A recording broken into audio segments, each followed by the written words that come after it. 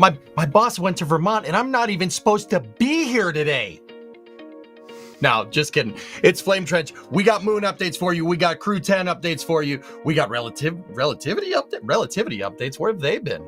I don't know. We'll find out. Here's the Flame Trench coming at you. And here we go. We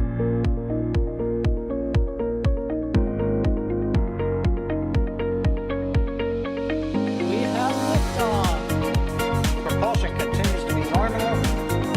R68 chamber pressure looks good. Doubling up. Roger, Atlantis. Water towers, fly! Yes! Tango down to nominal. Flight downside ST off. Bring in ST off. Off. It's orange! R45! Oh my god! Oh my god! Decollage. Look at that. Put that in the big bag, Jingle. 343 unfolds to go. Indeed. We rise together, back to the moon and beyond. The methane would be igniting in the flare, correct? Yikes. You bet.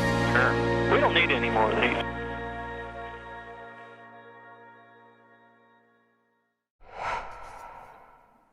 Okay. Welcome to this nice and cozy weekend Flame Trench. We're doing the Flame Trench today because yesterday there was just too many rockets launching. I mean, it's not a bad problem to have, but yeah, it's too many rockets. I mean, I don't know what to make of it. What do you guys make of this? That's pretty cool. That's not a bad problem to have. But anyway, how's everybody doing? I am EJ, your host. I stream on Twitch, but today they put me in charge of this. I think that's because there was nobody else to do it. Anyway, I have a very, very, very, very bunch of special guests here with me today. So, teeing it up, we got me here, and also we have Max Evans, the NSF photographer. Max, hello, you out there? Hello, I am here. Yeah, it has been an extraordinarily busy past few days, but here we are on a Saturday afternoon Flame Trench. Dude, you forgot what day it was, didn't you? I straight up did. It's been a long few days, and now we have you hosting. It has been a long few days. Yeah, and now we have you hosting. So, dude, so we've hit rock bottom. Is that what you're trying to tell me? Yes, we have. We completely this is the full on peaked in high school stream. Peaked in high school stream. All right. I'm just kidding. All right. Speaking of peaking in high school and awesome clarinets from high school, Ryan Weber, you're here as well. Hey. No, what? And what?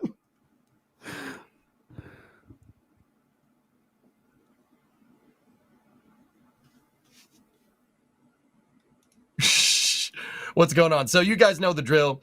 You guys can always ask questions at NASASpaceflight. I will see them in the panel, and we have a bunch of interesting stuff to talk about today. I mean, guys, where do we even start? There's so much stuff. How about we start with, because what's behind me, that's pretty neat. EJ coming to you from the moon. Yeah. I am on the moon right now. That's exactly where I am. I'm not in a garage somewhere. This is great. It wouldn't be an NSF stream if I wasn't muted in vMix when I went to say hi to everyone. Oh, no. Hi, everyone. Wah, wah, wah. Sorry, I threw you off with the peaking in high school thing, didn't I? What a way to start the Flame Trench, right? Always. Let's go. Okay, so we got a lot of stuff. Okay, so you guys can hear Ryan, just to be absolutely sure, chat. Tell me what's up. Looks like I'm 5x5 now at this point. Are you good? Are you good news?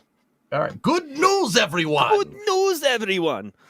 All right. So you know what? I'm just gonna clear up the support queue here real quick.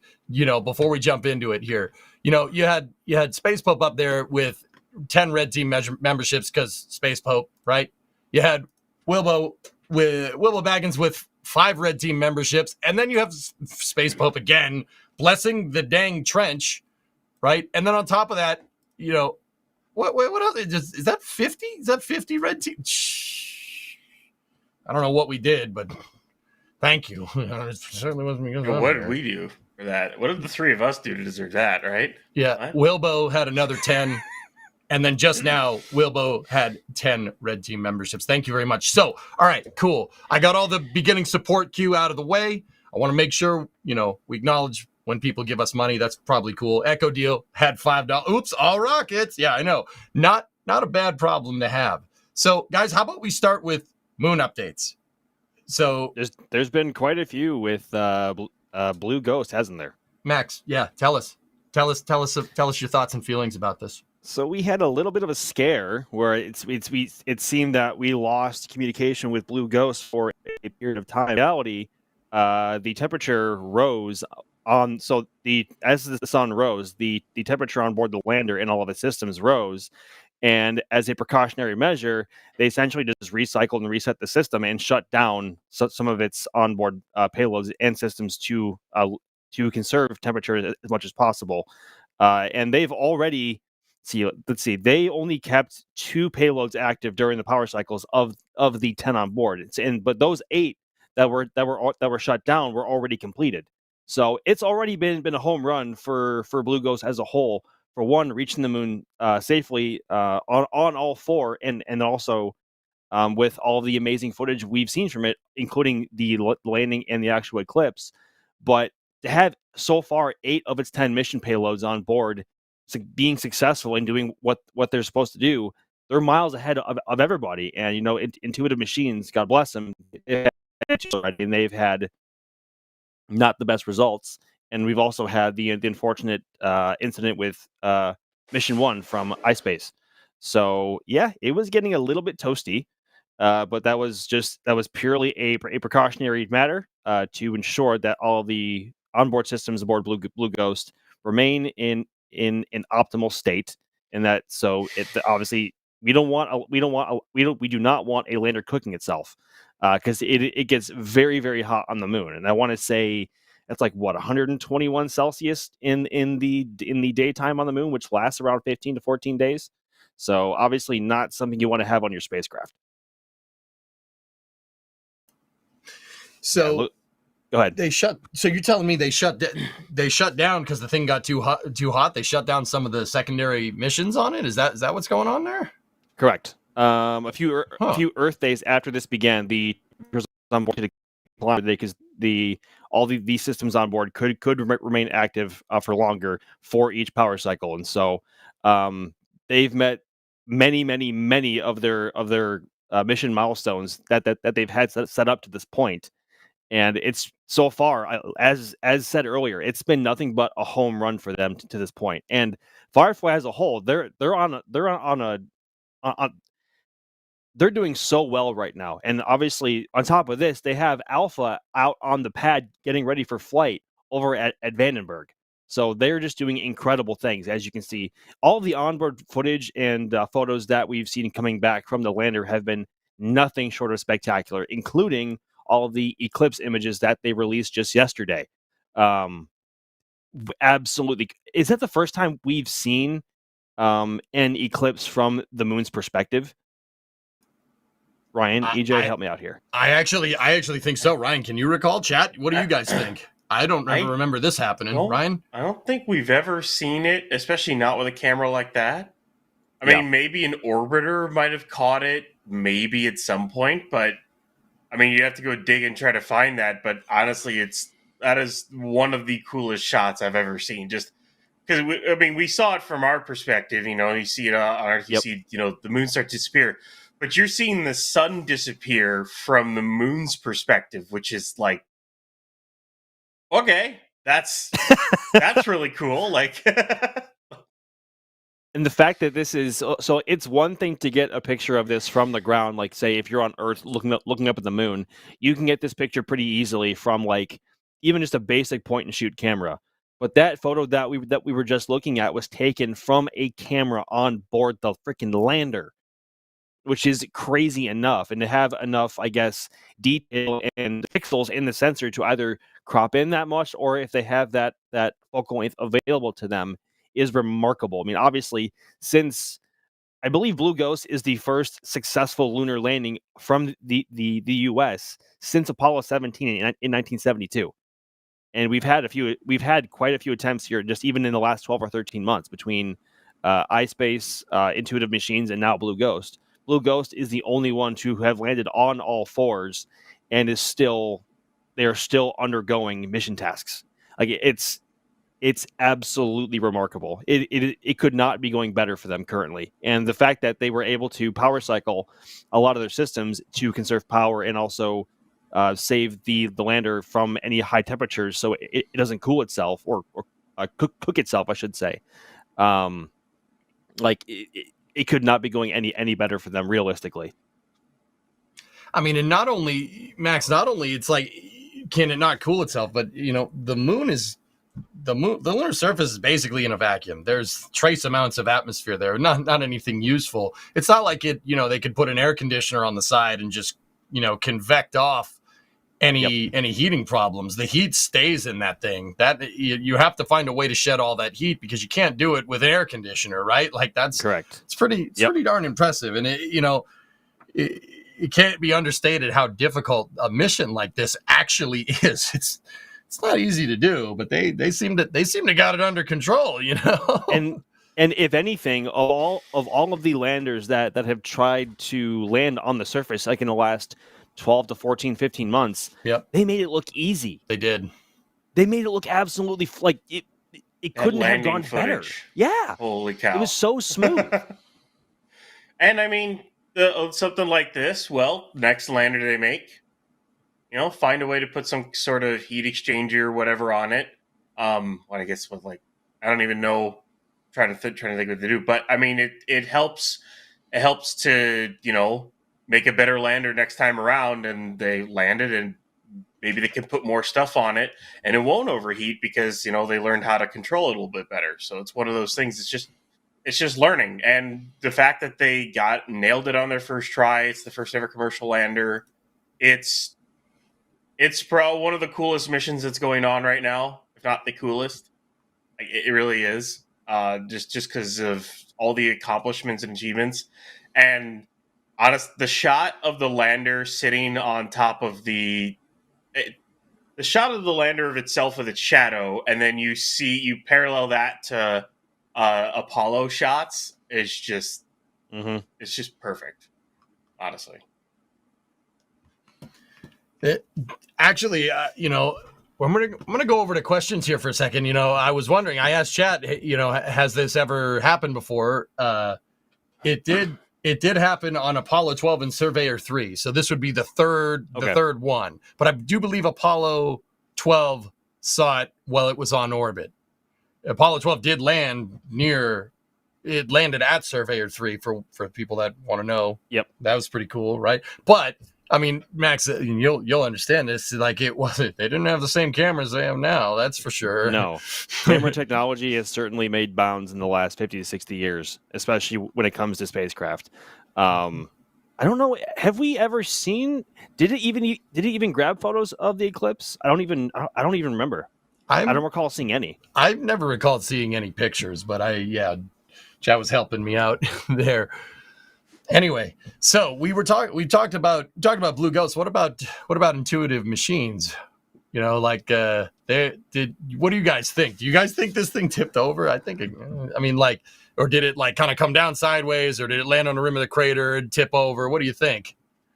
So Scott Manley actually did a really good video breaking down imagery from the Lunar Reconnaissance Orbiter, and also just from what we've seen data-wise, both from the stream and also from what Intuitive Machines has released. At the moment, it looks like the lander was coming in with too much horizontal velocity, and when it hit the ground, it just one of the legs broke off and kicked over, and it ended up falling into a crater. Imagery that we have seen from the LRO, or the Lunar Reconnaissance Orbiter, shows like a pretty long disturbance in the soil before the crater that it crashed in, which is obviously indicative of the engine firing toward the surface, but it's moving like much horizontally. And of course, this lander, with how it looks top heavy, but I'm sure it's engineered to not be top heavy, but I'm sure just with the way that it's built, and with the loads that the landing legs have been designed to take, it probably the force that it hit the ground with was probably way too much for them to cope with, One of them snapped. One or two of them snapped, and it ended up falling back onto its side for a second time, unfortunately. It's unfortunate. I believe all but one of the payloads on board was expected to fail immediately, although we did get some brief imagery from the lander, or the lander, the tiny little rover that was on the side itself. There was, I think, one or two images released from that because they were able to tap into that power-wise. But obviously, with it laying on its side, they're not able to deploy it. But it is a pretty unfortunate situation. But hopefully for 3 or future missions, these first two have served up enough data for them to correct whatever systems on board did end up actually going wrong, in order to land, I guess, on all 6 or all 7 legs, or however many they have, without falling over. I believe they got 6. I mean, Max, you're talking about a horizontal velocity component. That sounds like the hazard relative navigation system needs some dialing in. For the people that don't know, the Intuitive Machines lander is using terrain relative and hazard relative navigation. What that is basically a camera that's pointed downwards that a computer is getting pictures from, and the computer is trained on where not to land. Yes. It sounds like they might need to tweak a couple of things there. Yeah, but for all of these landers, though, I think it's worth noting that anything under the Eclipse program, the budget that all of these lander manufacturers are working with is like a tenth of what Apollo had to work with, like way back in the 60s, both for Surveyor or any of the uncrewed landers. These surveyors were built specifically to test the viability of a crewed spacecraft landing on the surface of the moon in general. So the fact that we have gotten this far with just Firefly alone, with the amount of budget they have in comparison, I think is a win in and of itself. Good Lord, what is English? All right. I'm great. You okay there? I'm doing great. You sure? I'm still tired. I'm still tired from the last few days. Give me a break. Chat, we're all cooked from covering launches. There has Yesterday been was a lot nuts. happening. Yeah, There was so much going on. So, we are cooked, and as you can tell, probably from my face already, it is quite literally cooked from the Florida sunshine here. But we have hopefully more coming up with IM3, maybe around this time next year if they stick to the same schedule they had for IM1 and IM2. But they certainly have some work to do in order to actually land successfully. But Blue Ghost has been providing probably enough to make up for all of the landers so far that haven't delivered. Mm-hmm. Dude, yeah, it's truly crazy. I mean, I think that was a good point touching on Eclipse, Max, because the Eclipse missions were designed as very high risk, very high reward, right? For relative or very low risk, very high reward. Excuse me. Correct. So like these missions are not. We're basically Zerg rushing the moon. If you get that, good job, good for you. I want to play StarCraft. Yeah, I know. Identify a target. Anyway, all right. I'm gonna go to a question here from Creative Bytes, and I'm gonna put that up on the screen. Do you think the lateral movement was caused by thruster failure? Ryan, do you think they could make a lower, wider craft to improve stability? They could change their design. That's totally possible. But I mean, I think the design will still work. I mean, you have to remember, at some point or another, we're gonna have to land. We're gonna have to be able to land on other celestial objects, something that's tall and somewhat spindly. Yes, that's Starship. You're gonna have to figure out how to land that one. So you might as well try to figure out how to land the IM lander. So that's what I say. Yeah. Okay. I got another one, Max. I'm going to shoot this one off to you. What about Hakuto R, the Hakuto RM2 mission? Is that still on schedule for landing on the moon? Do you know? It is, but we have to wait because of the flight path it took. So rewind a little bit. Mission 2 launched with Blue Ghost, but because of the performance differentials in what each spacecraft could do, iSpace's mission 2 had to take a much more energy conservative trajectory, and it actually will not be getting to the moon until June. So we will have to wait a little bit longer to see how mission 2 does. Hopefully, much better than mission 1. But the onboard engines and thrusters that were on Blue Ghost allowed it to perform a TLI, or a translunar injection burn, which is why it was able to get to the moon so much quicker relative to other landers. IM2 was also able to get there, but it was on a time crunch because that was powered using methalox and liquid oxygen. So you have that you are on the clock for boil off with any cryogenic propellants. So, but Blue Ghost had its onboard thrusters. That's why it was able to get there as fast as it did, and also enter orbit for as long as it was before eventually coming down. But mission 2 will not be getting to the moon until early June. So we still have a little bit left to go on that front. So we will have to keep our eyes peeled. Yeah, okay. So it looks like we got some time for Hokuto R. And then this last question really isn't a question, but I wanted to put it on here, just because it says, Clark says you can't park here. Yep. You can't park here. You can't park here. You're in the crater. Can't park here. It's a red zone. It's an orange zone. You can't park here. Clark, that was awesome. Sorry, I'm the host. In a red zone. Yeah, the red zone is for loading and unloading. There's no parking in the red zone. Oh, good Lord. Such a good movie. Yeah, it is. It's fantastic. It's fantastic. I'm the host. I could put stuff on there. I could put cool stuff down there if you guys. You are quite literally running the show, EJ. This is your show. I think Carson is running the show, but it's pretty good. All right. So it's crazy that we have all these moon landers going, but how about we talk about what happened like the last couple of days? Like, we keep saying like, oh, yesterday was crazy.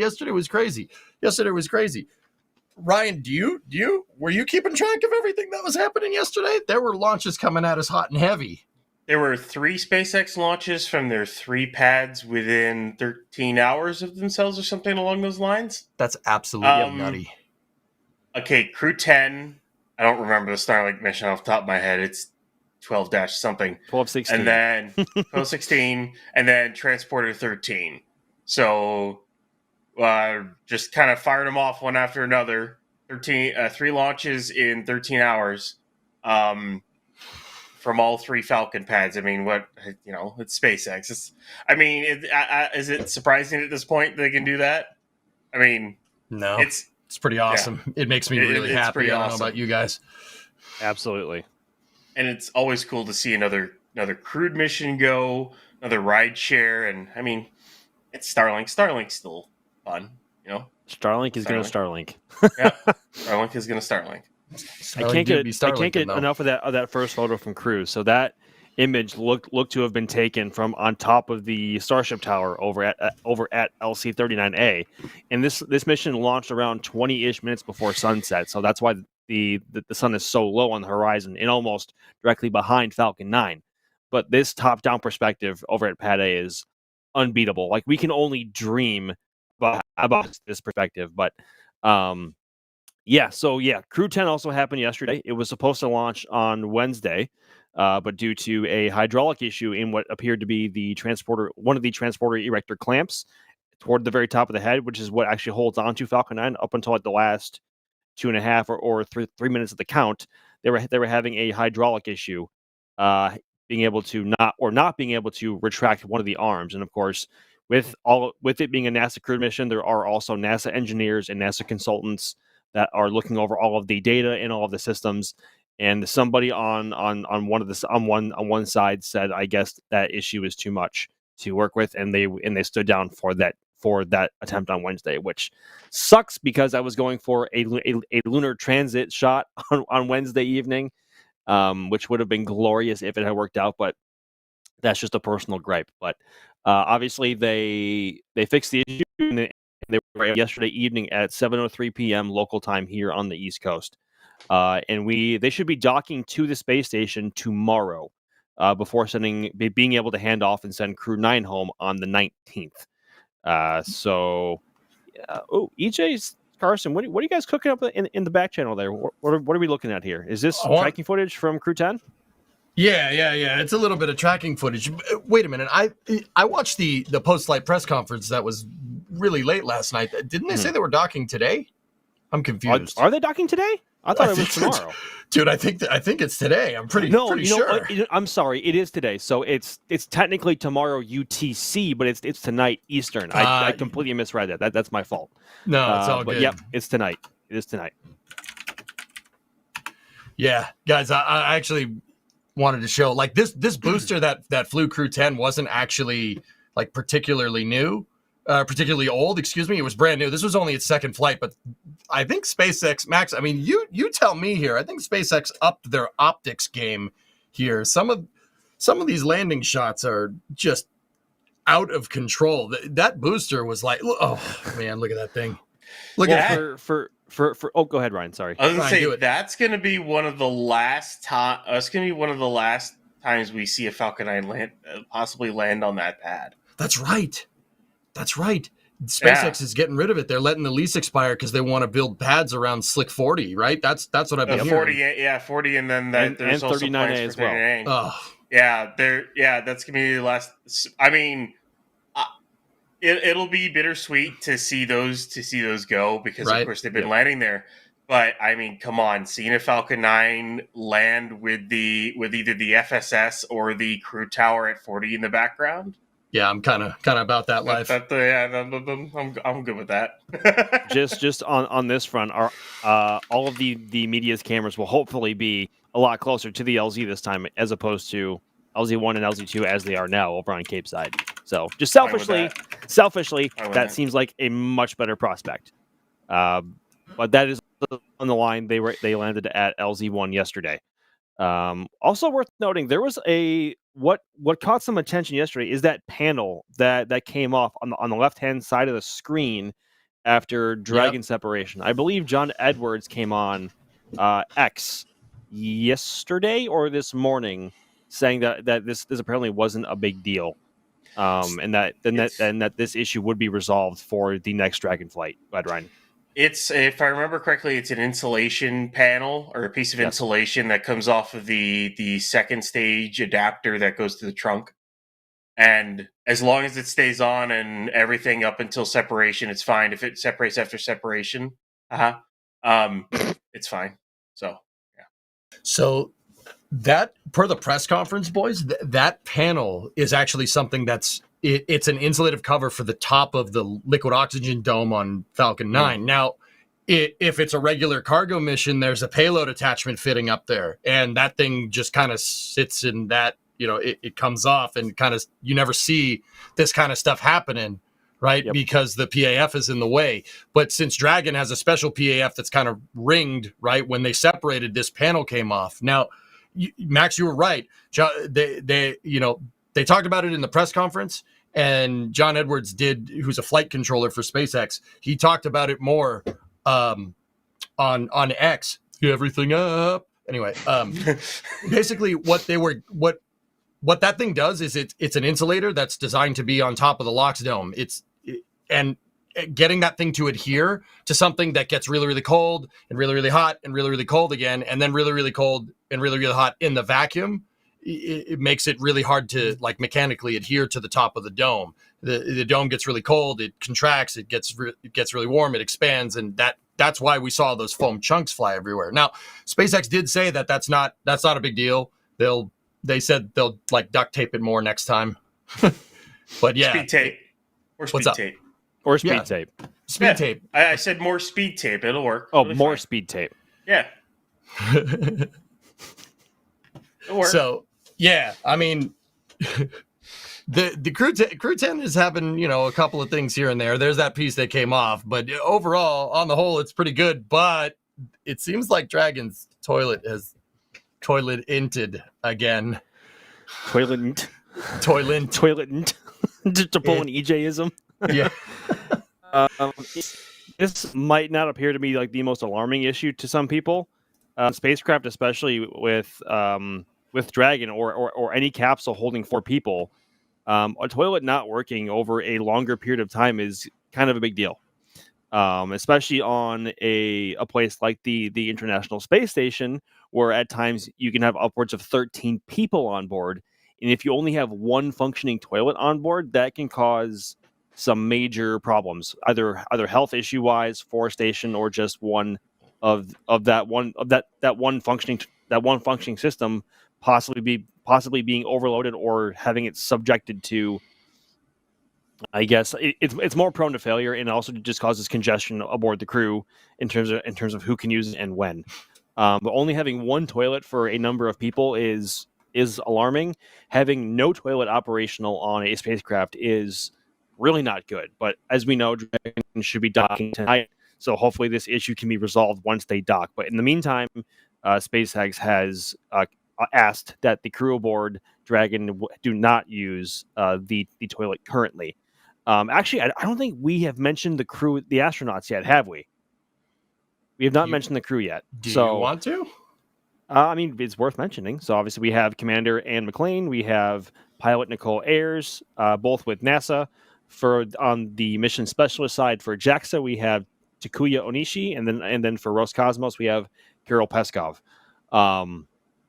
So they're the ones currently aboard Dragon Endurance, which will be hopefully docking to the station actually not too long from now.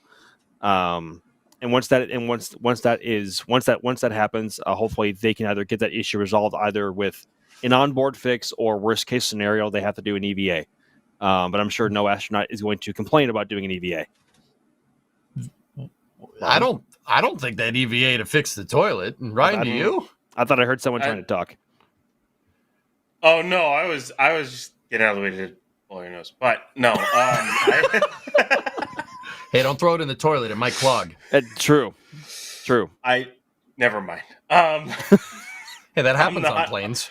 I'm not going to say anything. That's all I'm going to say. I'm not going there. He's an aircraft mechanic after all. No. Yep. You don't want me to go there, so I'm not going to. Yeah, let's not. No. Sounds messy. But I don't think they're going to... No, I don't think they'd EVA for it. I don't think they need to. I mean, they'll try to find a way to fix it.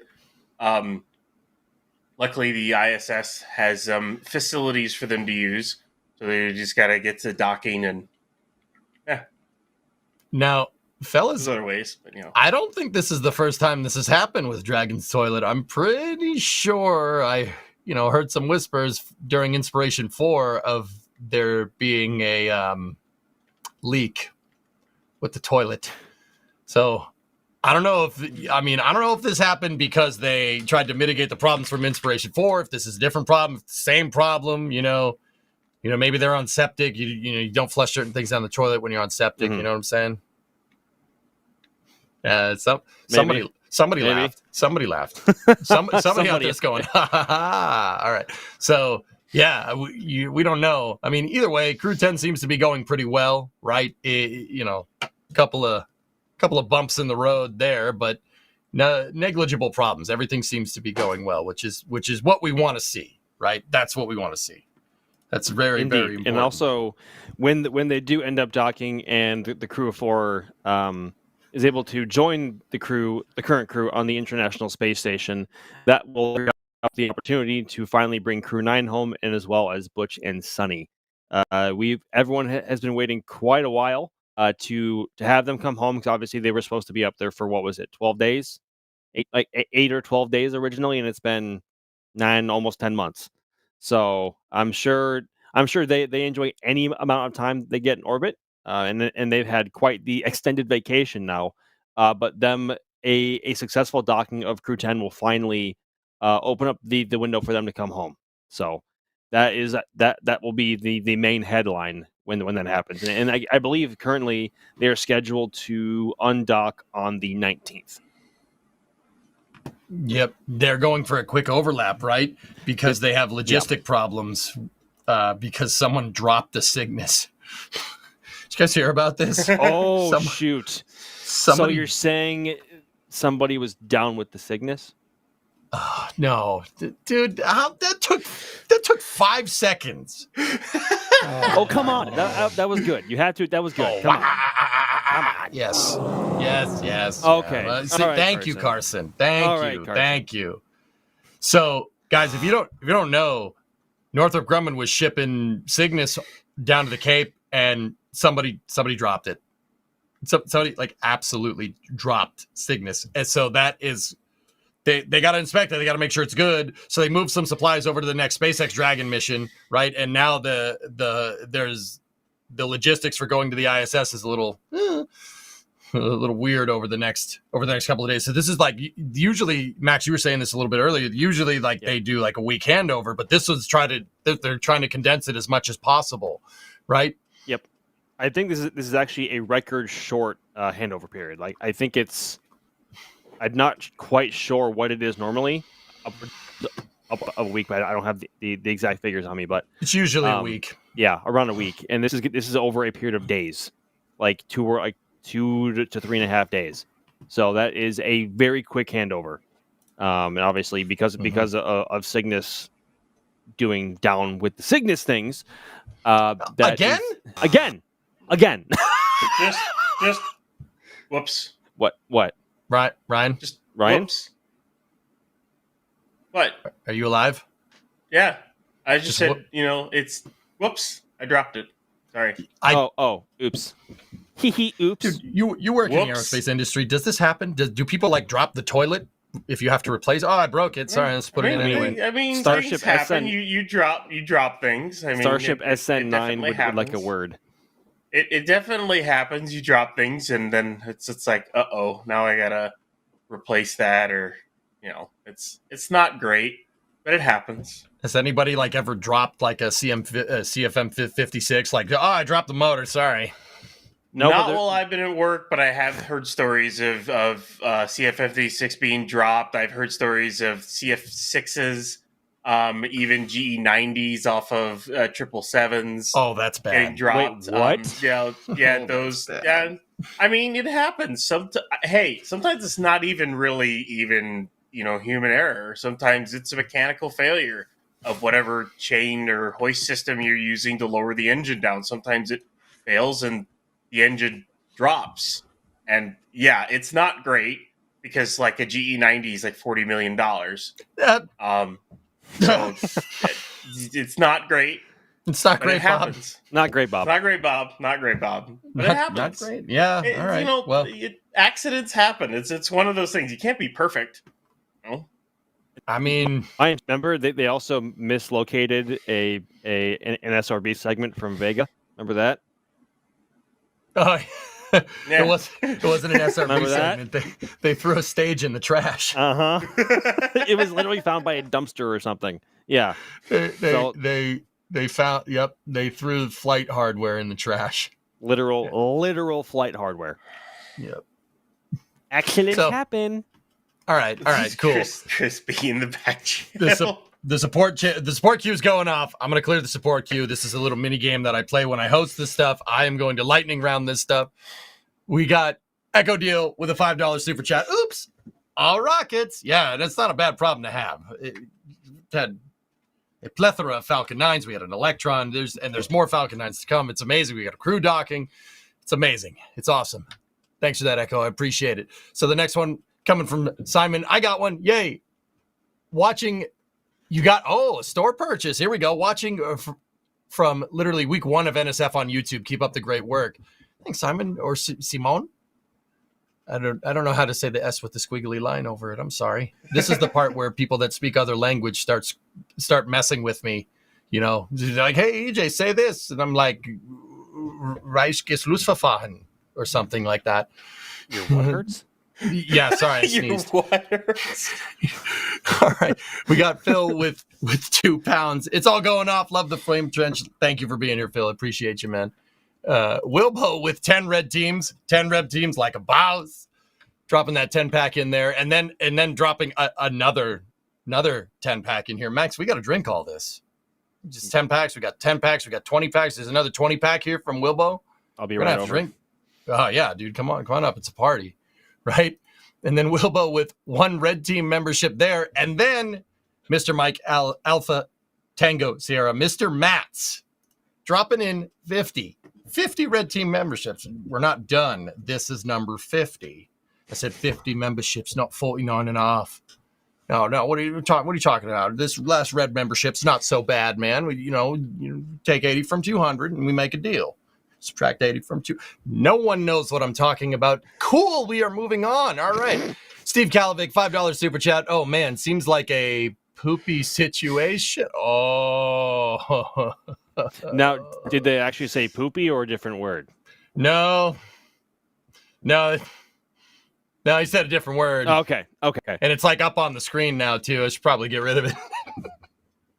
And then Drunar with 5 Canadian here. Hopefully, the spare burst disc for Dragon wasn't going on Cygnus. I don't think so. Because the toilet problem wasn't a thing. So maybe, if anything, it's probably going to fly up on another Dragon. On the resupply Dragon. I think it's SpaceX 32. But anyway, thank you guys for the support. Let's see. Do we have questions? The questions are mostly just people saying stuff like it's a poopy situation. That's the question queue. All right. This is nice. Yeah. It's true. It's because I'm here, isn't it? It's not a great situation. It's not great. No, it's not. But actually, Ryan, it's cool to know that, it's obviously not cool you're dropping a multi-million-dollar spacecraft or a $40 million engine or something, but it's interesting that does happen. Oh, Roxy, here we go. I mean, what, you don't drop stuff when working on your truck or anything? I don't want to talk about it. Hey, EJ, do you have how many spare 10 mil sockets do you have? Right. Dude, I have 10 mil sockets on my. Oh God, he's actually going to get them. Oh no. Like it's. Oh why'd you take the camera away? Cut away. What is this? I got. Is that your break in case of emergency socket? Yes, I have an extra 10 mil. Okay. I have an extra 10 mil. It's it's Cletus 10 mil. Smart man there. How many do you have? Is that a freaking Cletus 10 mil? Yeah, of course. That? Very good. I approve. Of course. Quality. He has good merch. We have good merch. Just figured it makes sense. It does. It just works. It just works. It just works. Okay. All right. So, shall we move on? Are we good? I think we are. Yes. All right. We'll move on. So, guys, this week, Relativity. Some company we really haven't heard much about, except for whispers of bad things going on. Relativity had a huge update to what they're doing with Terran R.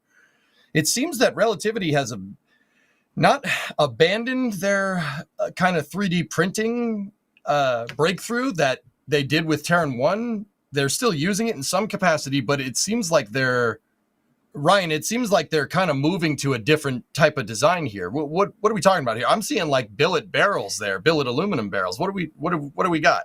So it looks like it's aluminum barrels with stringers.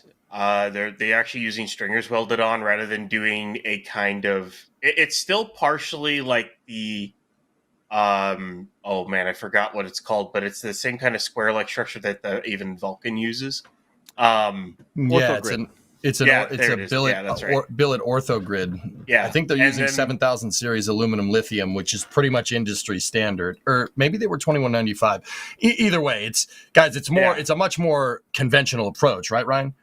Yeah, and then they're adding stringers to certain areas, kind of like what SpaceX does and other companies do. You just put an extra piece of basically aluminum, and it's not easy to do it, but you can weld it onto the aluminum, and then it provides a little bit extra structural strength and whatnot. They've gone that kind of route. It looks like they're still doing their 3D printing on their ANR, which is it's a nice engine. Gas generator, methalox engine. They're gonna the layout on this rocket is, all I'm gonna say, is weird. They have 13 engines. Yeah, it's a little strange. And there's a box of 4. They're like 10, what is it? 9 of them gimbal, and then a box of 4 stay stationary. Yep. It's weird. It's a funky looking rocket. Yeah. Like it has 13 engines on the first stage, which if you take one look at any renders of that thrust puck, and it immediately is just like it's throwing off alarm bells left and right because of how funky it looks. It looks like OG Falcon 1 but like, or Falcon 1, Falcon 9, but like with just more engines packed into the same size structure. And then you have like the slight diameter change going from stage 1 to stage 2. And then of course you have the grid fins on the first stage as well, because stage 1 is meant to be reusable. And then you have the very short landing legs on the base of the first stage, which I don't know, Bob. I don't know about that one. Yeah, it looks that looks like it could be just very top heavy and very unstable unless they have a way to secure it to either whatever landing vessel they opt to go with, or whatever landing zone they opt to either integrate over at LC-16 or else at the Cape that they can find land. But hey, it's the same approach that we are seeing a ton of launch providers make nowadays, not just here in the U.S. but abroad, mostly in China. But Falcon 9 is the benchmark when it comes to when it comes to this class of rocket. So many are trying to reach them. Not many have gotten there yet. On top of Terran R, there's also Neutron with Rocket Lab, and I feel like there's also one more that I'm missing. New Glenn, obviously, but that's more of a Falcon Heavy competitor. Stoke. Yep. What? Stoke? Well, yeah, Stoke there's with Nova. Stoke. Yes, Stoke with Nova. How could I forget? Go ahead, Ryan. Well, what? Because I'm trying to remember the exact payload capacity for this thing to orbit. It's like 33,500 kilos. So this is about. I think this is a expended Falcon 9. Okay. They were shooting for 23.5 metric tons. Yeah, reusable. So it's a little bit more than Falcon 9, because I think Falcon 9 is like 19.5, 20 right now. You can do 23.5. I think that's ASDS. Okay. Because those are that's the Starlink missions. So Falcon 9 can do 23.5 expendable. It can do 23.5. Yeah, but expended, not drone ship. Yeah. So, but like, I mean, Falcon 9 set the standard, and someone's just trying to make it a little bit better. One of the things you can see here is part of the thing of trying to reduce the mass so you can actually use this payload is non-deployable grid fins. They're basically doing a super heavy. So yeah, you've got non-deployable grid fins on there. Second stage has got a vacuum version of the Aeon R engine. It looks like they're gonna do some aerostrakes, and stuff like that. So people are trying to replicate how Falcon 9 and Super Heavy are working, because it works. It works. Yeah. It's one of those things. It works. It's the benchmark, dude. What do you guys? All right, I'm going to ask you guys this question. What do you guys think about this? So I went through those relativity videos, right? And it was a 42-minute long presentation. So a couple of things that I noticed. All right, first thing that I noticed, the domes. They tried to 3D print Terran R domes initially using the same method as Terran 1, and they said they couldn't get it right. They couldn't scale that technology correctly, which is why they've switched to billet domes, billet barrels now. Believe it or not, guys, they actually don't make the domes. There they are. They don't make them in-house. They are from Arianespace.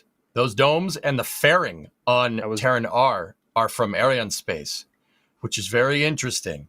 It's very interesting that you're seeing subcontracting out. What do you guys think about that? Ryan, what do you think?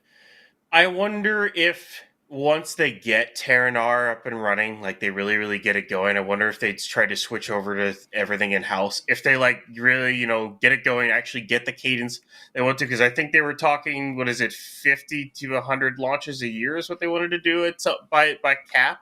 They're trying to scale with a horizontally integrated company, with Arianespace being one of the horizontal integrations. See if that works. Okay, all right. You came to the same conclusion. I'm not trying to talk crap about Arianespace, right? Like, I'm not see if it works. That's a bold strategy, Cotton. Let's see how it pays off. It means that they need to put a lot of leverage on making reuse of Terran R an immediate accomplishment, because of how much work is being sent off to third-party manufacturers. they are not on their own timeline. They are at the whim of those producing those parts. So if they That's are, what I if they, mean. for instance, if they make it a goal to land the very first Terran R first stage booster and they don't, they might be out a long time if they don't have backup hardware ready to go for its second flight. So it's a bold strategy, Cotton. It's a Yeah, very that's bold what- strategy, Cotton. That's what I'm saying. It's kind of nuts. I mean, we've seen a ton of footage of their ANR engine testing over at Stennis. We've seen now, obviously, these newly released pictures from their HQ in Terran R construction. But like, they wanted to launch Terran R this year, didn't they? I think it was either this year or 26. And we are already coming off a 2-year anniversary flight of the one and only Terran 1. Yep. So, I mean, they've made a ton of progress over at 16, and they have a lot more to go. Don't get me wrong, but a lot of this, I love them as a company, but a lot of this seems optimistic. Seems very optimistic. Mm-hmm.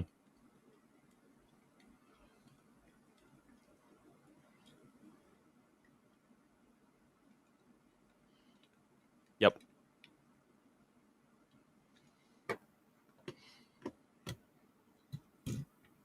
Yep. Ryan, you're muted. Keep going. Yeah, I was muted, Oh, no. muted because I was typing and I didn't want the keyboard sounds to go through the mic. But Chat does this to us. If we sit there, Yes. we don't mute the mic, and we tap, they do that. Oh, you tapping it, somebody's tapping it. But if you you do this now, you run into the muted thing. See, chat, the hoops we jump through for you. right, the hoops we jump. Anyway, Ryan, keep going, man. But they have a lot of work to go. Not only because they still have to build their HIF. They still have to build the TE, which is I'm assuming they're using. They have to build the pad, which they're building a flame trench. They're getting there. There's still a lot of work to do. Oh, he said the word. You said the thing. I said the word. I said a thing. He said the words. But like they have a long ways to go. Based off of what I can see, I don't think it's not going this year. Hopefully, I mid next year maybe. I don't know. I really don't know how they gave this whole update, but they're like in and around their critical design review, so they're still finalizing a lot of stuff and still testing a lot of stuff. Yeah, you can see they're kind of starting on that tank farm. You can see, I mean, they've dug through that flame trench. They've got the ramp up to the pad. They've got part of the pad built. And of course, they're literally just starting some of the stuff for their HIF for it. And it's funny how small Terran 1 stuff behind it is. It's kind of hilarious. Right? The Terran 1 pad is just sitting there currently. It's tiny by comparison. And it's also worth mentioning that Terran R, by comparison to Terran 1, is enormous. It's huge. Mm-hmm. Yeah, it's a Falcon 9 competitor. It's not a small vehicle, that's for sure. Yep. I mean, it's basically Relativity's going from Falcon 1 to Falcon 9 in a lot of ways. But they only flew Terran 1 once, and it wasn't successful. I mean, it was pretty successful. I mean, it didn't fully get to orbit, but they got pretty far in that mission. But I still think they should have kept going with it while they went with Terran R, but they threw all their chips into Terran R. And of course, as part of that, because we had been hearing, I think there were rumblings and stuff like that, they got a massive investment, and there's a new CEO. Yeah, so which was kind of a surprise. The chips didn't fall where they wanted to, huh? Ryan, Tim Ellis is not the CEO anymore. Who is? You guys are like this. I thought you were going to say it. No, I was gonna tee it up to you. Do you guys actually know who the new CEO is?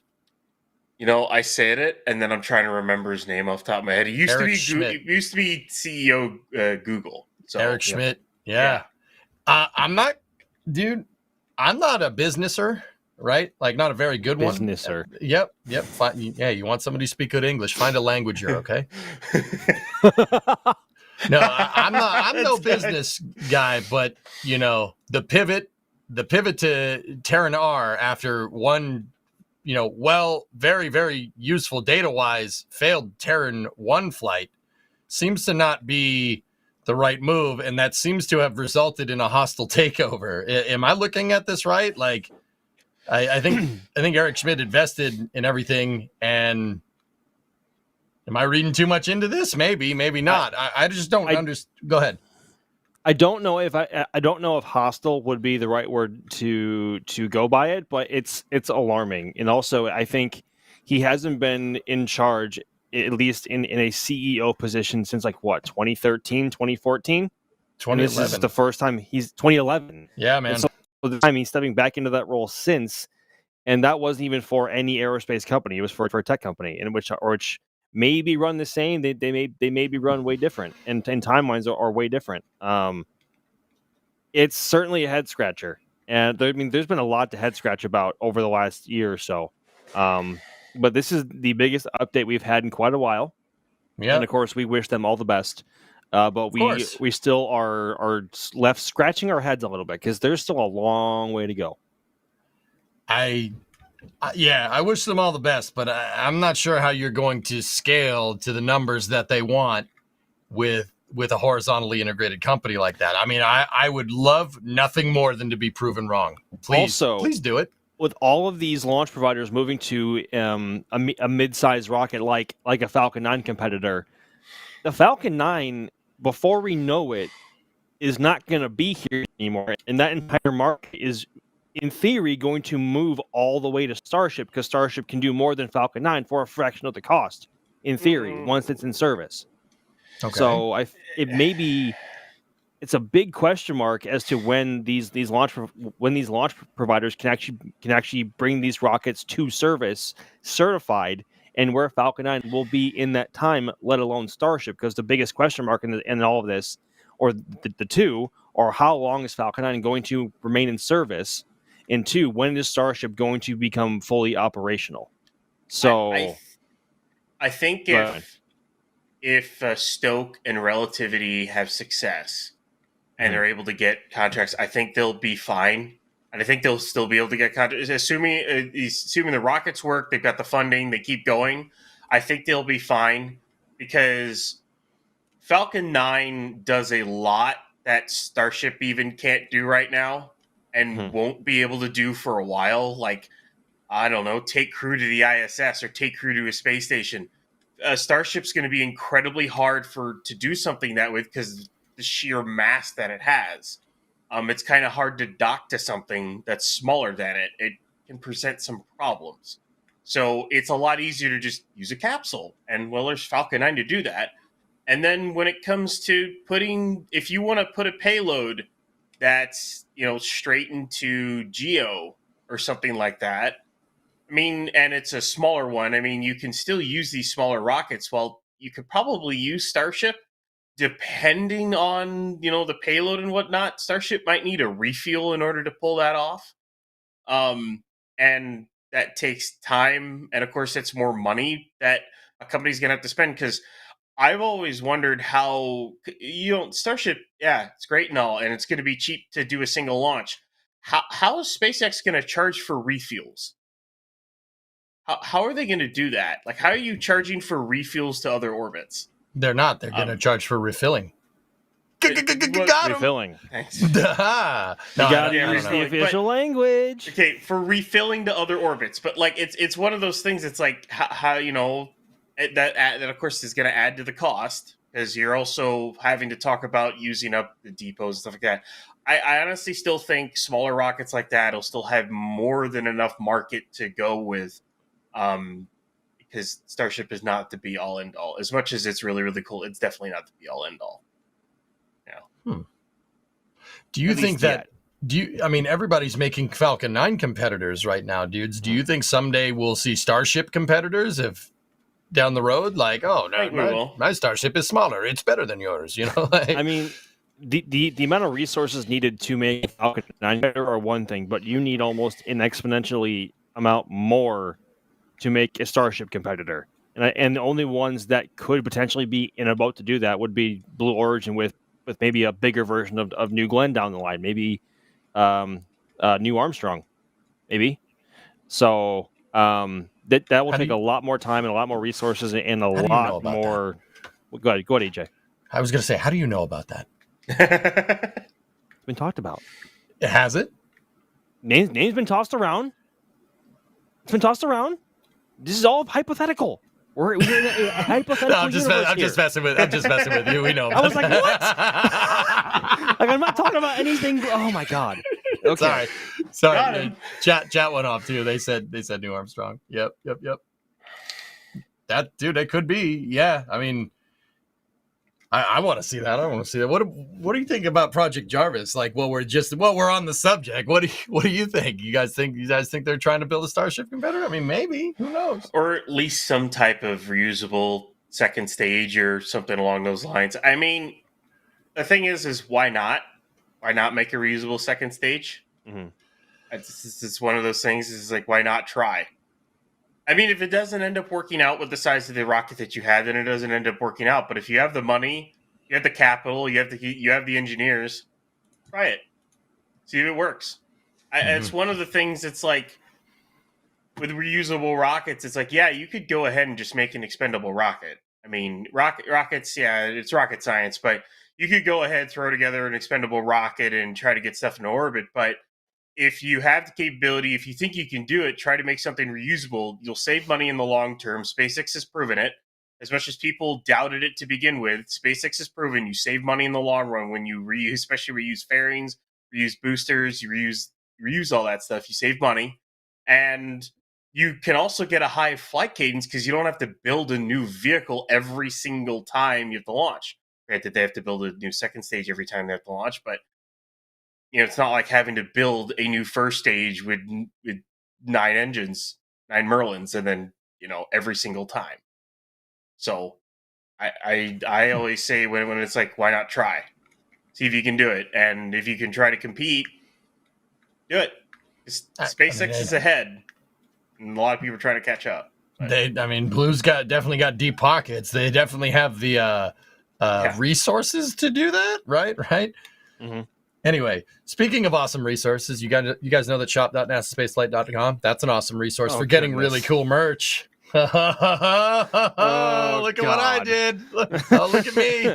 Look at me. I'm doing the thing. Look at me. I'm doing merch plugs now, Morty. I'm doing the merch. I'm doing the merch plugs now. Actually, speaking of that, there's a store message. Steve, a guy named Steve just pulled one of your prints, Max. There's all kinds of metal prints, all kinds of good stuff on there. We got shirts. We got the rapidly reusable tote bag, which totally wasn't me naming that. There's all kinds of good stuff up there, guys. If you want to head over there and get some of Max's awesome prints. That sunrise one that's on there, Max. That was like this morning, wasn't it? That was quite literally this morning. Yeah, that was the third flight in 13 hours, and under 13 hours that the SpaceX was able to pull off. Starlink 12-16. We talked about it briefly this morning, but there's not much to go on about. It's a Starlink mission, not a ton to report on, but launched literally as the sun was rising, and you can see the image behind me that was taken this morning. Sunrise, it's always fun getting a transit. And also, it's not. Julia also has a print in the store that's also from this morning. It's not just me. There's also Dee, Julia, Sawyer, Jack. We all have prints in there, so it's not just me. So feel free to check all them out as well. And that is also the easiest and the quickest way to support all of us here at NSF who are creating content for either streams or for the store, is to pick up one of these and stick it on your wall. We are all very, very, very appreciative of that as well. So, yeah, but that was fun this morning. That was a lot of fun. Here's one from Sawyer yesterday with Dragon Endurance on Falcon 9 with passing by the good old American flag. Yeah, it beat a flag shot. Yeah, that's pretty awesome. Yep. It makes me feel feelings. It makes me feel feelings. Yeah. Bald eagle feelings. It's pretty good. Actually, Max, is that sunset shot's your background, is it not? Like, wait a minute. Sunrise. And there's also a There's What's the also difference? another Max print as well, Woof. Yes. Woof. which What? is also at that Woof. That's Woof? pretty. It's pretty good. What? Oh, pretty woof, good. as in that woof. Yeah, no, it's an amazing shot. I feel Right like with the shot, Max, like you should have some sunglasses on and like the Miami Vice theme should be playing or something. There No? you go. Yeah, Yep. my guy. Yeah, there my you guy. go. My guy. Is that better, EJ? Yep. Oh yeah, it's Yep. better. I can Cool. hear the Vice City music now. Dun-dun-dun-dun-dun-dun-dun-dun. Oh wait. Oh, we don't want to get. No, we don't want that to happen. Camelot. It's only a Yeah, model. there you Shh, go. shh, shh, shh. Max looking cooler than the rest of us. Yep. Mm-hmm. He's Max is photo maxing. He's photo maxing in 2025. Oh no! I got a boo for that. Got him. Come on, man. Oh. Yeah, look at that shot. Oh, goodness gracious. All right, sorry. All right, cool. All right. So, let's see what we got. Do we have there is a little bit of support here. A little bit of support down there. Wilbo Baggins with support repeat. £2. Thank you very much. And then Ellie Mary, what do you got? You got another £2. Loving the Saturday flame trench. Yeah, we're not even supposed to be here today. It smells like shoe polish. So okay. Do you guys smell burnt toast? No, just shoe polish. Okay. Oh, you got axed. I got axed. How's that feel? Yeah, that feels. I mean, feels you bad. also got axed, so you can't really be speaking, EJ. Well, I'm the Hey. host, though. I can do what I want. The winners, Chip. Winners get to do what they want. Until Carson tells you no. Well, but, all right, fine. Oh, that hurt. Stop doing that. It's Anyway. like getting tased. Yeah. No. Okay. All right. Ryan, Starship's your baby. Tell us what's going on, dude. I was going to say, speaking of things not getting axed yet, or maybe What? not getting axed at all. What? Bro, Starship's never getting axed. Not Jeez. Starship. You know what? Can you let me? Like, okay. Hey, you just don't turn off the Starship, all right? Yeah. So Nothing is over. Nothing. Despite the failure on Flight 8 and the possible issues with the engine plumbing and a whole host of who knows what else, SpaceX has pushed ahead. They have cryoed Ship 35 and it's back in Mega Bay 2. They have finished stacking Ship 36, and as we saw just before we went live, Ship 37 partially completed on its the nose cone and its payload bay were rolled into Mega Bay 2 to get sleeved with its Pez. That might be because of well, they're going to close down that part of Star Factory because SpaceX can't have we can't have nice things with SpaceX. They like to just demolish things. So We have all sorts of nice things from SpaceX. What are you talking about? True.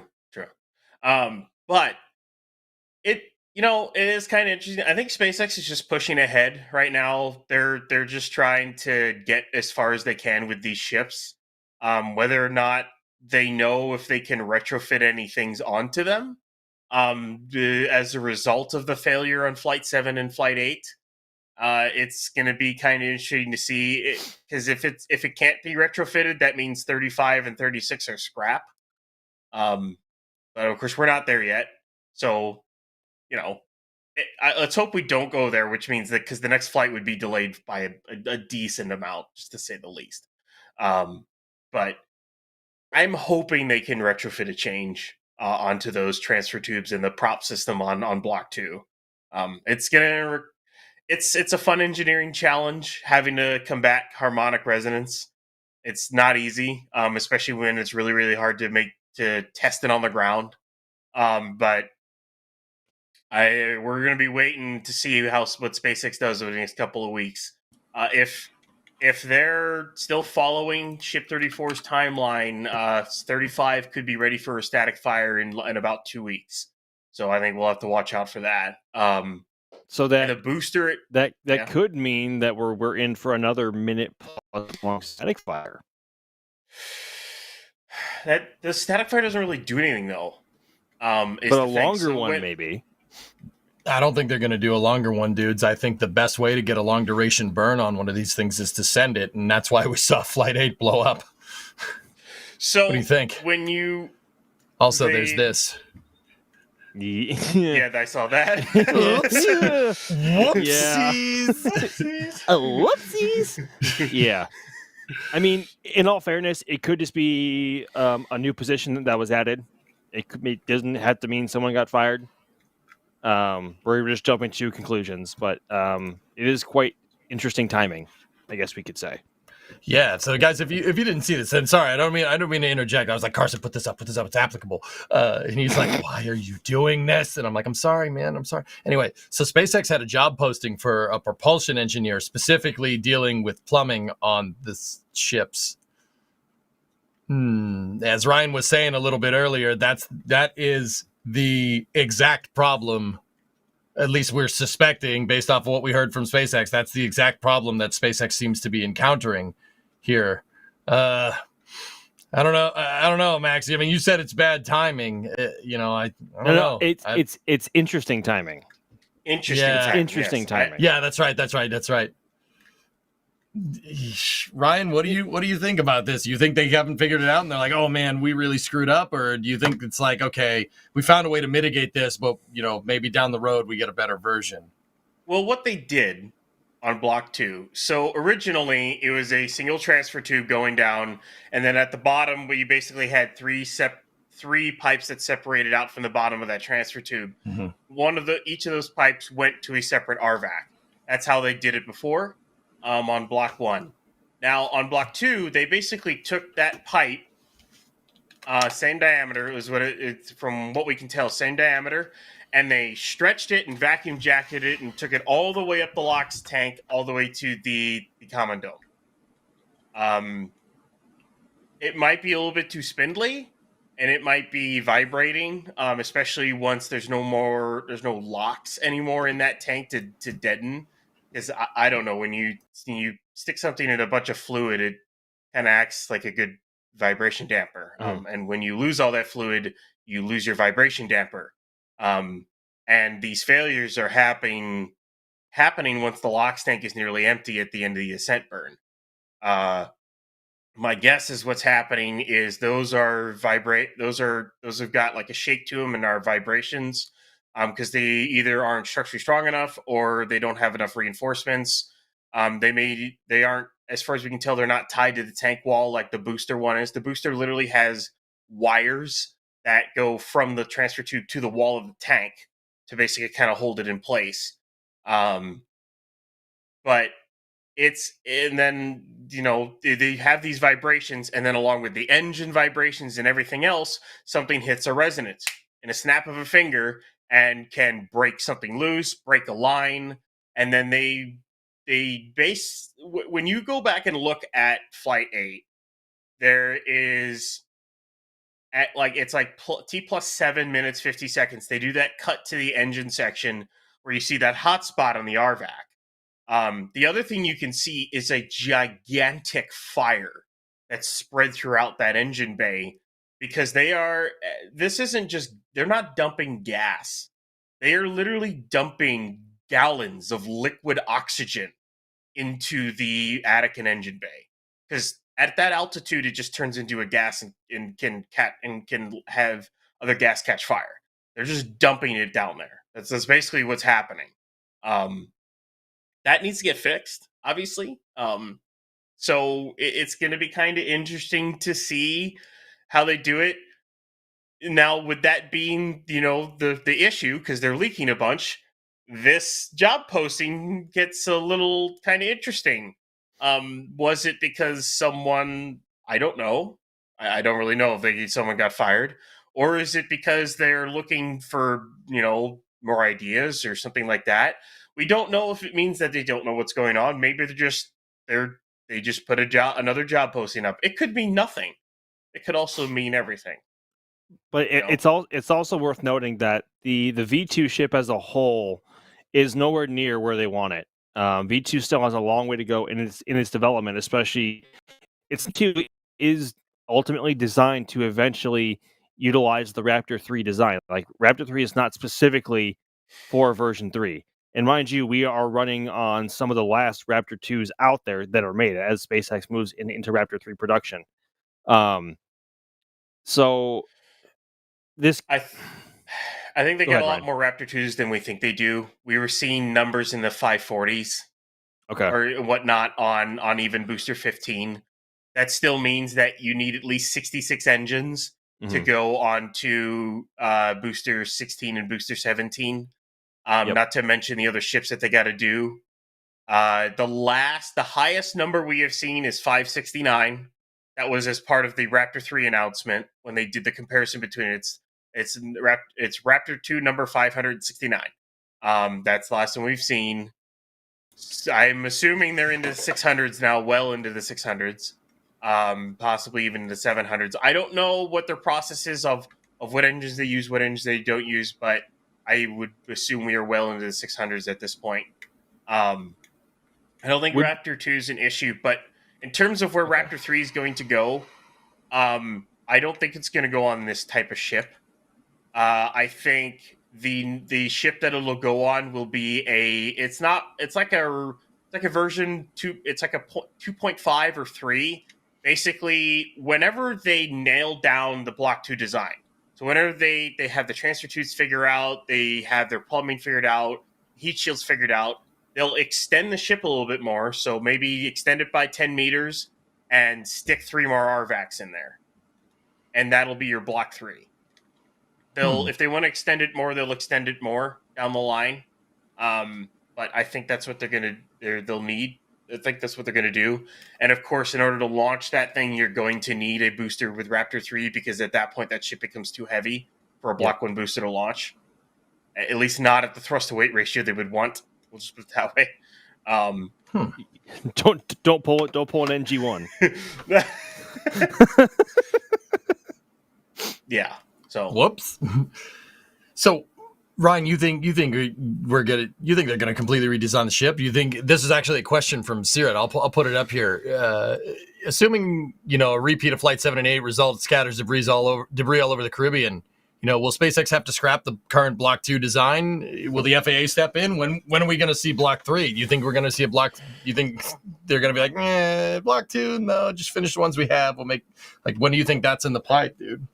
So FAA stepping in. Well, the FAA stepping in is requiring a mishap investigation. That's all that is. They had a mishap, they had an anomaly, and the FAA is requiring them to do a mishap investigation. If you want to call that the FAA stepping in. But in terms of the current Block 2 ship designs, like Ship 35 and Ship 36, which are the only 2 completed Block 2 ships, we don't really know what the fix is. The fix could be something as simple as adding reinforcements from the transfer tubes to the tank wall, and that'll hinder the vibrations enough and get them maybe as a temporary fix until they redesign the aft a little bit for like 37, 38.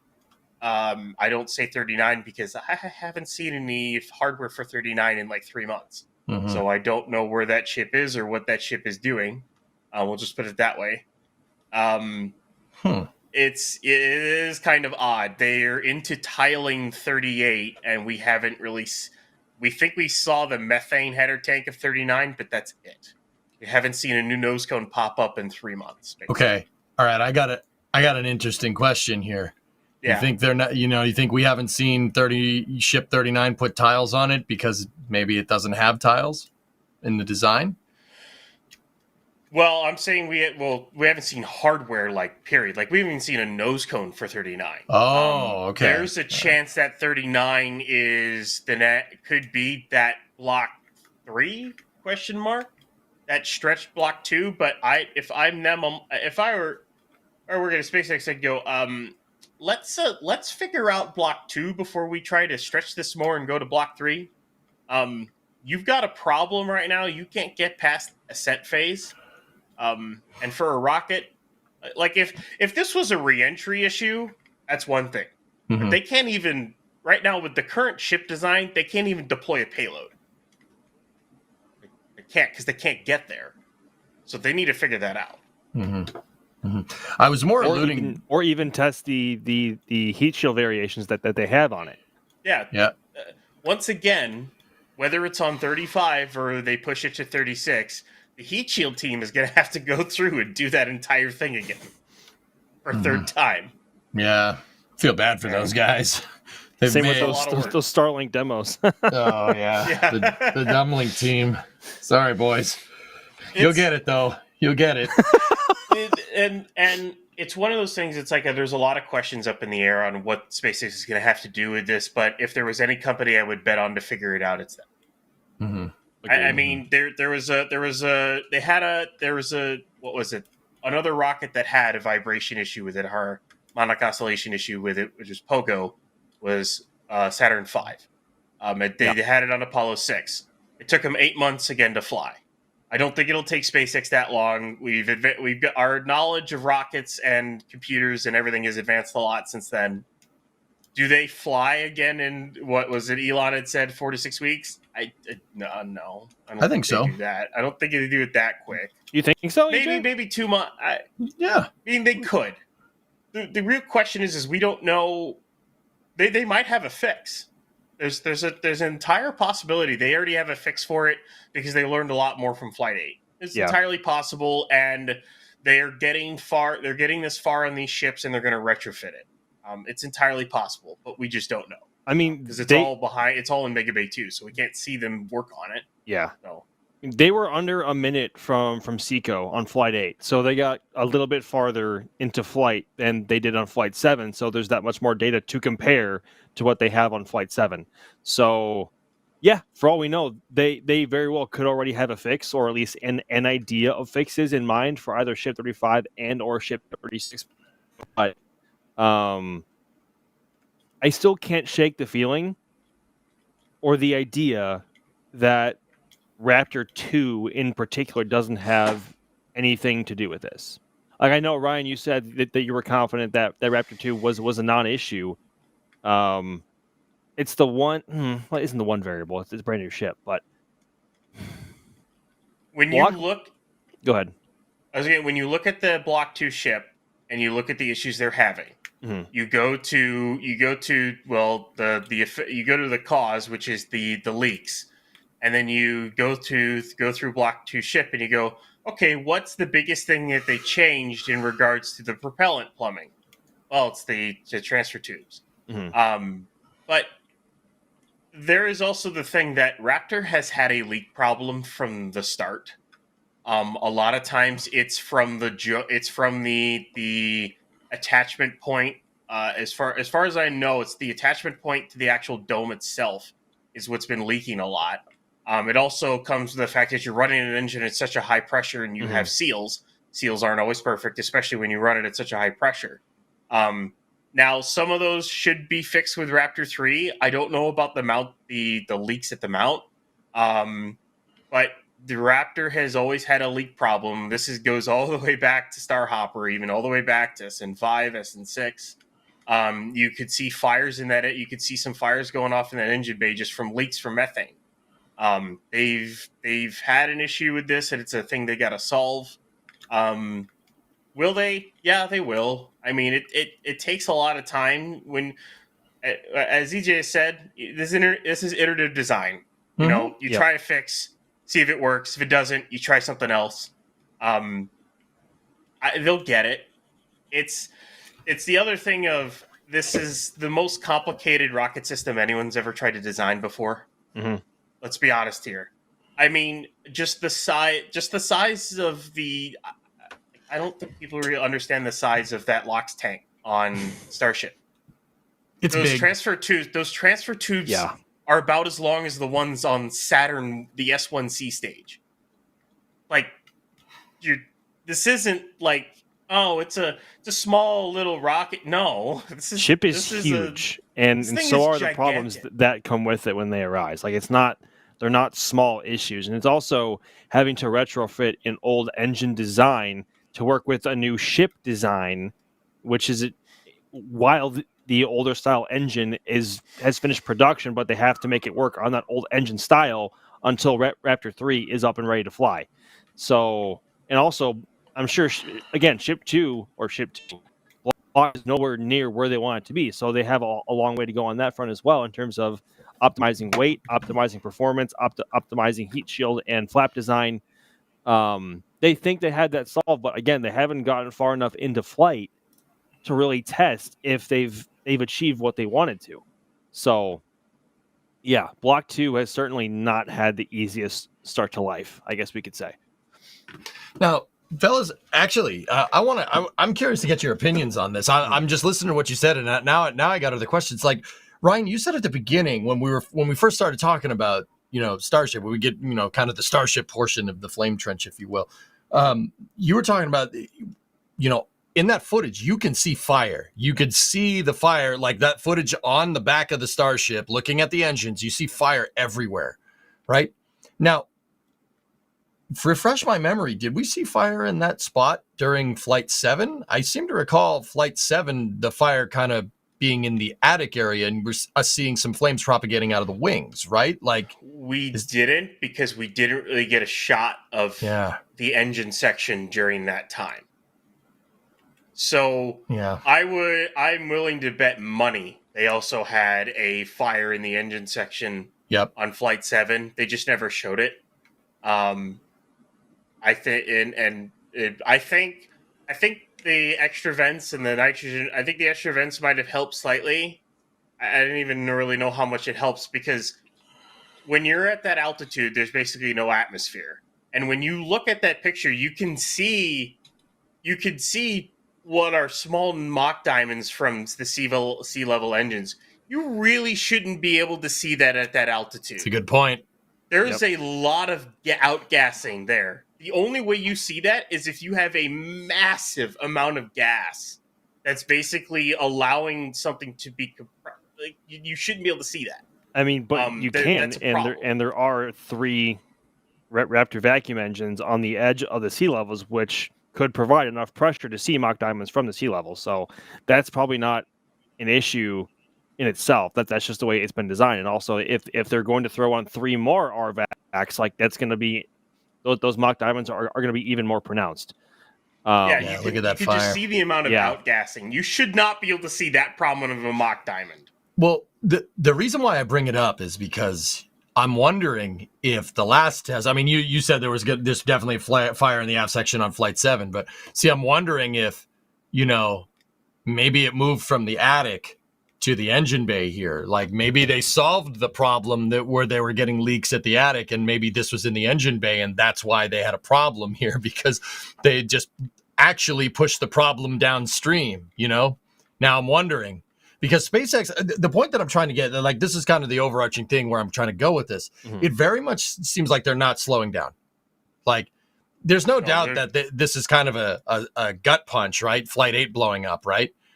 But I'm almost wondering if it's like, okay, that's what happened. We pushed it downstream, fix that, and then go. Because clearly they're not deterred by this. Mm-hmm. Like, this isn't even, I'm not even seeing, like we saw Ship 35 roll back to the production site after testing it at Massey's, like, yesterday or something. Like, it's been a crazy day. Like, they're clearly not deterred. So maybe they just push the problem downstream and they have the fix, Like, that's the only reason why I bring it up. Oh gosh, that footage of the ship tumbling out of control. I mean, well, go ahead, Max.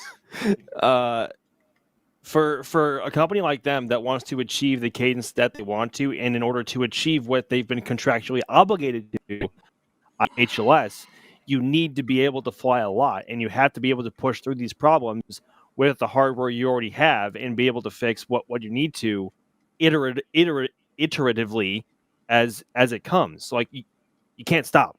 There is no stopping. There is no stopping the SpaceX machine. Like, you have to keep going. There is no other choice.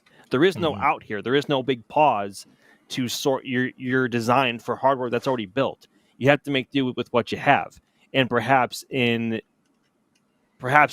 fixing the hardware that you already have that may already have the issues baked into it with that old design, you learn something new in trying to fix that for future ships. So you can't stop. Stopping is literally not an option. Mm-hmm. The only thing that I thought they might do is they might not finish stacking 36 for a little bit. Like they might pause putting that aft out, but while they take a little bit longer look at it to decide, because if they did have to maybe redo the aft section, then you wouldn't have had it already stacked inside. You wouldn't have already stacked on 36. So I think that would have been the only thing I could have seen them do. But it looks like they're just going full steam ahead. They're not really even stopping. So it's they're just gonna go ahead with it, and I'm curious to see what fix they come up with. And can 35 get to reentry? Can we see the awesome views from the forward flaps for reentry on 35? I hope to God we do. I want to see how those ship pins withstand reentry. Yep. There's a lot of things I want to see. I hope we get it. It's one of those things, like if they really lose a third, the same thing. I don't know where you are at that point. I don't know how much that changes things. The biggest issue with losing these is it pushes your timelines. You're not getting the flight reentry data you need. You're not getting closer to catching a ship. You're not getting closer to on orbit docking and refilling. You're not getting there. You're pushing everything down the road because you can't get the data you need on these ships. So, it's one of those things, and it's going to be interesting to watch the program over the next couple of weeks to see if 35 does go out and just static fire, or what kind of static fire they do. I'm kind of curious because at one point in time, Flight 8 was going to be the attempt to catch the ship. Then Flight 7 happened, and then we all presumed, okay, Flight 9, and then Flight 8 was like, okay, we are at least like at least 2 flights out now from a potential ship catch. And the more this happens, the more that gets pushed, unless they get into the ultimate like F-it mode and just send a V2 ship orbital first time, which is not, I guess, recommended, or that might be wildly frowned upon. But like, again, we aren't there yet. They haven't lost a third Block 2 yet, and we haven't even seen if it works yet. So you have to fly it to learn it. That's basically where they're at. I think at this point, and what I think is the best thing to do is, assuming 35 is successful, whether or not they do the heat shield. Say they don't do the heat shield experiments on 35, they just launch 35, make sure it's fixed, get it to reentry, use a fully complete Block 2 heat shield, get the data out of that. Then you take 36 and you do all the experiments on it, and you do another suborbital flight, and then it's flight 11 that you go for the catch. So that you've got 2 Block 2 ships. You've got one with all the experiments on board and the missing tiles, and you've got one clean sheet, full heat shield, and you compare the two, how they both fared, and then you figure out whatever changes you need to make it to, I guess, ship 37 it would be at that point, and then go for a catch. Or something like that. They may end up doing that at this point. I mean, I think that would be the better choice, rather than trying to just re-enter and then go for a catch right away. Or maybe they don't go for catch, but they go to orbit and they re-enter over the Gulf rather than over the Indian Ocean. They could do that too. Or something along those lines. But I like that idea. Yeah. I like that idea. We should do that. Yeah. I like this plan. I'm happy to be a part of it. Let's do it. We'd have great views from Starbase, hopefully, if that happens. Absolutely, right? They'll fix it. It's just a matter of time. And the more thing about the whole thing is it stinks to see another ship lost that way. And I mean, you could that one stung. You could really see it on Dan's face on the SpaceX stream. You could really see it as kind of like, dang it. But it happens. We'll move on. Yeah. Actually, over in the Twitch chat, one of my buddies, Rocket Guy over there, is saying a third failure in a row would be problematical. Even a 60-day downtime is 10% of their schedule to get HLS going and hit their current Mars transfer window plans. If another one pops, I think we could very well see Starship be the bottleneck for Artemis, which is very strange to even think about. That's a humdinger, isn't it? That's a humdinger. That's a humdinger. Yeah. Jeez. As I was saying, point, Rocket. the biggest issue with, because if they didn't have the if there wasn't the Artemis program with this, or really, basically SpaceX is disrupting their own plans to get to Mars. That's really all this is disrupting is timelines. If they do lose another, then I think any hope of trying to send anything to Mars in the 2026 window is gone. Like, it's just gone. That's not happening. I even think that's even highly unlikely at this point, because right now to refill a single Starship with the current with the current setup they've got is like, and that's assuming they have a tanker version, it's like 15 flights. They have only done 8 total. So yeah. Good luck. Good luck getting that done in 2026. I'm thinking it's 28 at the earliest, 28 or 29, whichever is the window is. I don't remember what the exact window all now is. It's every 26 months, but it's like, yeah, I honestly think the first time they'll be able to send something to Mars is 2028. I think that's realistic. There's no way they're ready for 26. I just don't know. I mean, they might just send something to Mars. They could try to eat something at Mars. I don't know. I would not put it past them to put something together to just yeet it out with minimal expectations. I would not put that past them at all. Just to say they've tried and to say they've done it.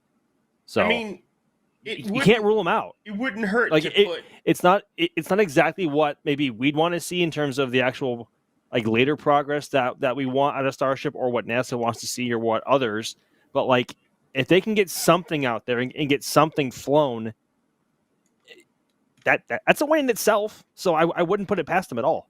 Get a stripped down ship in orbit with some kind of prototype radiation shielding, maybe some prototype eclipse system. I don't know. Throw all your prototype stuff on it, chuck it at Mars, and get as much data as you can before it just kind of flies off into the solar system out and away. I also like this plan. I mean, it's not even just a Mars test. Like if you do, putting aside 2026 Mars or what the window, how much would it help SpaceX if they put all their prototype eclipse systems and whatever they have on deep space ships, chucked it on a ship, and just threw it out into space for data? How much would that help them in the long run if they can get there? I mean, that's a bit like comparing apples to oranges because they operate much differently.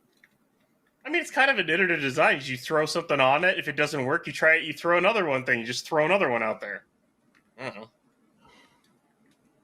But I like these ideas. I think these are good ideas. We should do more of this. Stick like maybe 1 or 2 Optimus bots on it somehow just to test that out. Maybe. Dude, the man himself said in the next transfer window, Starship's going with Optimus on it. The man himself, he said it. He said it. He said it. His words. He said it. Now you can't take it back. Speaking no of needing, no take backsies. Speaking of needing to launch more, oh look, it's Pad B. All right. They are putting a metric whatever ton of rebar into that trench. Yeah, baby. They're gonna need it. Yeah, I can't wait till they have a procession of concrete trucks to fill that thing up. It's gonna be nuts. It's probably gonna be like 300-400 trucks of concrete, probably just to fill the floor. How many? That's not even the walls. Yeah, how many apples is that, Ryan? No. Apples? What are you talking about? Apple weight. How many apples is that? I don't know. You have to think the amount of cubic feet of concrete is in a single concrete truck, and do the math. Concrete is measured in yards, dudes. Or cubic yards. Either way, do the math. But, yards? Never mind. What are we fighting over? I was about to say, what is that? What are we fighting over, Carson? Carson, ring that bell again. Oh. I just want. Oh, he did it! Just wanted to see if he'd do it. I guess with all this, I want to ask you guys. All right. Maybe it's just me. I think those the shorter sticks are kind of growing on me a little bit. I like him. And after Flight 5, 7 and 8. Yeah, sure. Shorter They'll sticks. land them. You can, They'll go land ahead, do it. that. I never really had any doubt they'll land on them. They always just looked weird. They look weird, but also consider the opinion people had about Block 2 and Block 3 ships while Block 1 was still flying. Like that's Yeah, what we're used true. to, and then that's where Starship started at. So like the way I approach it is like, does it work? Yes. Okay. Then aesthetics means nothing, right? So it's like, okay, if that's what they think will work, then I guess we'll find out. But like, I think once the shorter sticks are proven, the first sticks on Pad A's tower will look just unnecessarily huge. Like they'll look like Block 1 does now, and it looks just retro and like just old. I love retro. retro chopsticks. Retro chopsticks. That's the name of my D&B band. Yeah, Retro Chopsticks. retro chopsticks. Say it 3 times fast, Max. Do That it. is a name of all time. Yep. It is a name of all time. It is a name of all time. But they're still working hard on this thing. It's gonna be a while before it's ready. And of course, the team that worked so hard to get those sticks as operational as possible, as quick as possible, they can now sit back, relax, and have a drink. It's gonna be a little bit before they're gonna be used to catch a ship at this point. I'm not sure there's much sitting back and relaxing over at SpaceX. So I'm pretty sure they probably sent those people to the Cape. that pad team's probably just go for a jaunt into Mega Bay 2. So hey guys, how's it going? You busy? Like, How you doing? how's your Block 2 boosters coming along? Yeah. Okay. All right. We calling it?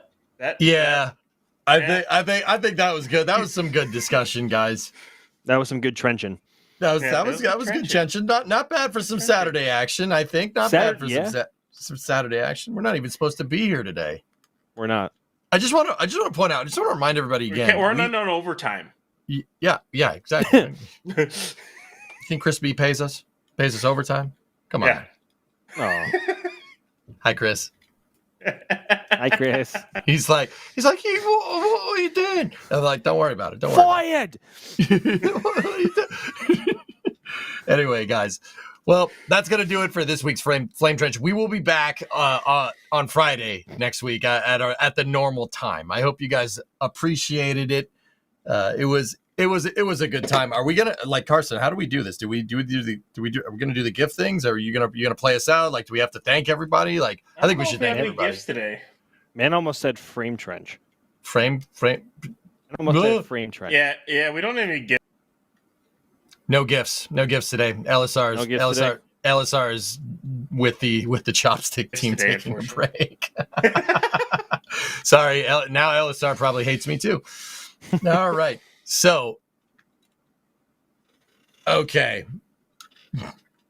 I'd like to thank everybody for popping in. Thank you guys for hanging out with us. You know, we just like sitting down having chats. Ryan, thank you for coming in, having a good time. It's a pleasure as always. It's always fun to trench. Trenching's always fun. Trenching is a fun time. Speaking of fun times, Mr. Max, thank you for coming. I think that was way too kind, EJ. All right. Speaking of dumpsters, Max, thanks for coming. Speaking of dumpsters.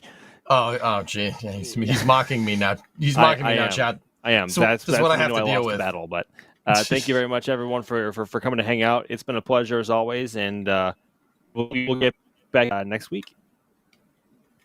All right. Cool. And I am EJ, the person they put in charge of this. I host badly. It's a good time. But I also stream on Twitch, where I also host badly over there. Twitch.tv/EJ_SA. Hi, Twitch chat. I see you guys. You guys are cool. All right. And that is going to do it for us. We will be back next week at a regular time. And I hope you guys have a good rest of your weekend. Thank you very much for watching. Carson? And here we go.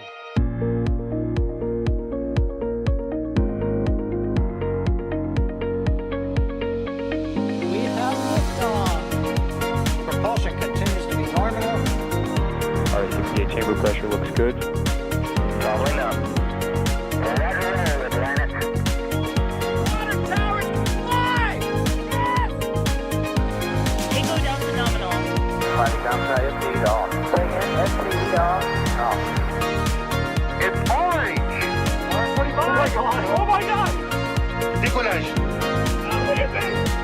Put that in the big bag, 343 unfolds to go. Indeed. We rise together back to the moon and beyond. This methane will be igniting in the flare, correct? Yikes. You dead? Sure. We don't need any more of these.